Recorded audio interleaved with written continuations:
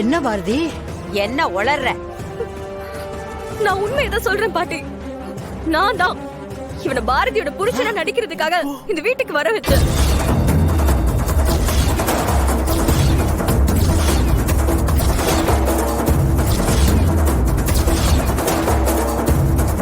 ஆனா வந்தவன் அப்படியே எல்லாத்தையும் மாத்தி அவனுக்கும் எனக்கும் கல்யாணம் ஆயிடுச்சுன்னு சொல்லிட்டான். அப்ப அந்த மேரேஜ் சர்டிபிகேட் அதுவும் எல்லாமே என்னோட திட்டம் தான். பாரதிக்கு இவனுக்கும் கல்யாணம் ஆன மாதிரி சர்டிபிகேட் ரெடி பண்ண வேண்டிய இடத்துல இவன் அப்படியே உள்டவ எல்லாத்தையும் மாத்திட்டான்.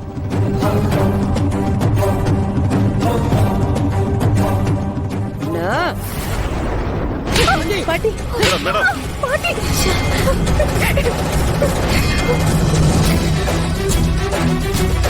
என்ன காரியம் பண்ணி வச்சிருக்க? நீ பண்ண காரியத்தினால இந்த குடும்பத்தோட மானமே சந்தை சிரிக்கிற மாதிரி ஆயிடுச்சு. இப்படி எல்லாம் பண்றதுக்கு உனக்கு அசிங்கமா இல்லையா? எதுக்காக இப்படி ஒரு கேவலமான வேலைய பண்ணி வச்சிருக்க? சாரி பாட்டி, பாரதி மேல இருக்கிற கோபத்துலதான் இப்படி பண்ணிட்டேன். என்ன மன்னிச்சிருங்க. இந்த ஒரு வார்த்தைக்காக தான் நான் இவ்வளவு போராடினேன். பாரதியோட லைஃப்ல இவங்க விளையாட பார்த்தாங்க. அதுக்காக இவங்க பாரதியை பத்தி கண்டதையும் என்கிட்ட சொன்னாங்க. நான் பணத்துக்காக சொல்ற வேலையெல்லாம் செய்யறவன் தான். ஆனா பொண்ணுங்க விஷயத்துல நான் ஒரு தடவைக்கு 2 தடவை யோசிக்காம எதையும் பண்ண மாட்டேன்.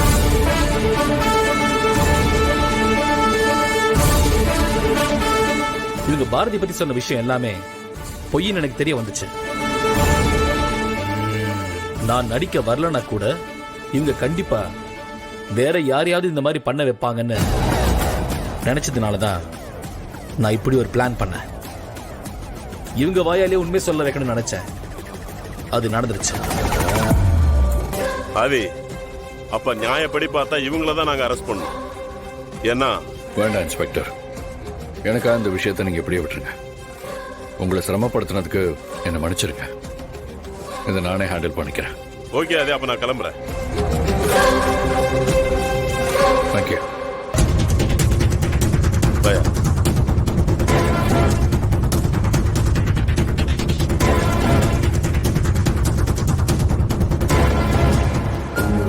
பாட்டி,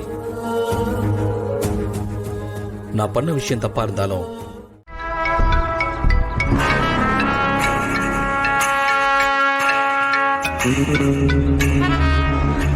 சொல்லு மித்ரா.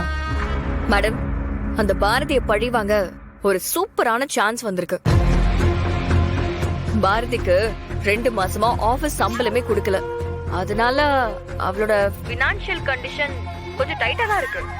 நாங்களும் வேணும்னே அவளுக்கு சம்பளம் போடாம இருக்கோம்.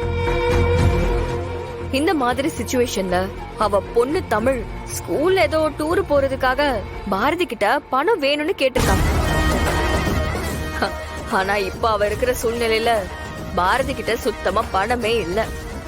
இத வச்சு பாரதிய கண்டிப்பா லாக் பண்ண முடியும்னு எனக்கு தோணுது மேடம். அதான் என்ன பண்ணலாம் அப்படின்னு கேட்க கால் பண்ண. சூப்பர் மித்ரா, இந்த விஷயத்த சொல்றப்பவே இத நான் எப்படி பிளான் பண்ணலாம்னு யோசிச்சேன். நான் சொல்றதை கரெக்டா பண்ணு. நீ நினைச்சதை விட வேற விஷயம்லாம் நடக்கும். என்ன பண்ணணும் மட்டும் சொல்லுங்க மேடம், நான் மத்த எல்லாத்தையுமே பாத்துக்கிறேன்.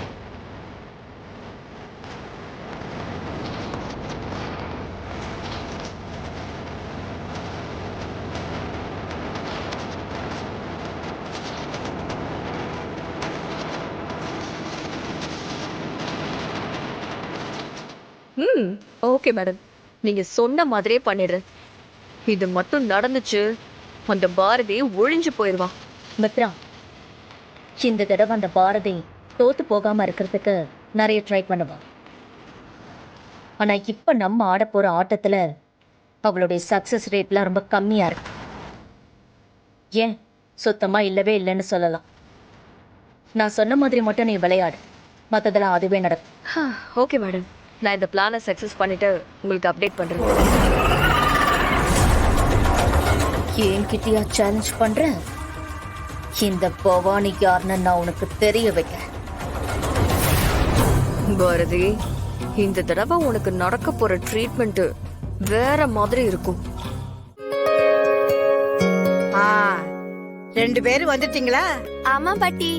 அம்மா இன்னும் வரலையா? சீக்கிரமா வந்துடுறேன்னு சொன்னா இந்நேரம் வந்துட்டு இருப்பான்னு நினைக்கிறேன். அது சரி, நீ டூர் போறதுக்கு பேர் கொடுத்துட்டியா? கொடுத்துட்டேன் பாட்டி. ஆ, பாட்டி, எனக்கு வர வர ஸ்கூலுக்கு போகவே பிடிக்க மாட்டேங்குது. ஆ, ஏண்டா? அக்கா மாதிரி பெரிய பசங்களை தான் டூருக்கு கூட்டு போறாங்க. எங்களெல்லாம் கூட்டிக்கிட்டே போக மாட்டேங்கிறாங்க. அட வாலு, நீயும் பெரிய பையன் ஆனதுக்கு அப்புறம் உன்னையும் கூட்டிட்டு போவாங்கடா. அது வரைக்கும் கொஞ்சம் வெயிட் பண்ணு. போங்க பாட்டி, நான் ரொம்ப அப்செட்டா இருக்கேன். ஆ? ம். சரி சரி, 2 பேரும் போய் முகம் கழுவிட்டு வாங்க. உங்களுக்கு சாப்பிட எடுத்து வைக்கிறேன். அப்புறமா நீ அப்செட் ஆயிக்க. ம்? எனக்கு ஒண்ணுமே வேணாம். நான் ரொம்ப கோவமா இருக்கேன். ஓஹோ, என்ன தமிழு, ரொம்ப கோவக்காரனா இருப்பான் போல இருக்கு. சரி, அதை விடு. அவன் கிடக்குறான், அவனுக்கு உன் அம்மா தான் கரெக்ட். நீ போய் துணி எல்லாம் மாத்திட்டு ஃப்ரெஷ் ஆயிட்டு வா. நான் சாப்பாடு எடுத்து சரி வைக்கிறேன். பாட்டி. போ.